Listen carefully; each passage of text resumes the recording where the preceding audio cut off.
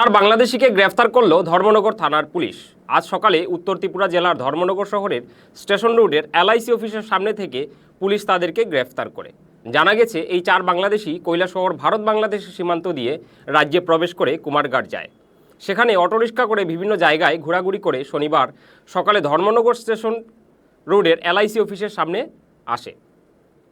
তাদের দেখে পুলিশের সন্দেহ হলে জিজ্ঞাসাবাদ চালানো হয়। এতে বেরিয়ে আসে তারা বাংলাদেশি নাগরিক। তারা স্বীকার করেছে ঢাকার রুবেল নামের এক ব্যক্তি তাদেরকে বেঙ্গালুরুতে কাজ দেওয়ার নামে ভারতে নিয়ে আসে।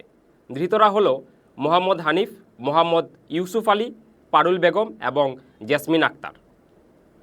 সকালবেলায় আমাদের রেগুলার মোবাইল করার সময় ধর্মনগর স্টেশন রোডে এলআইসি অফিসের সংলগ্ন 4 জন লোককে সন্দেহজনক অবস্থায় ঘোরাঘুরি করতে দেখা যায়। তো তাদের জিজ্ঞাসাবাদে জানতে পারা যায় তারা বাংলাদেশের নাগরিক। তাদের মধ্যে 2 জন পুরুষ, মোহাম্মদ হানিফ এবং মোহাম্মদ ইউনুস, আর 2 জন মহিলা। তারা কোথা থেকে কোন বর্ডার থেকে ভারতে প্রবেশ করেছে জানা গেছে? তাদেরকে জিজ্ঞাসাবাদে তারা বলেছে তারা কৈলাসহর বর্ডার দিয়ে এসেছে এবং ত্রিপুরার বাইরে কাজের উদ্দেশ্যে যাওয়ার জন্য তারা এদিক দিয়ে যাচ্ছিল।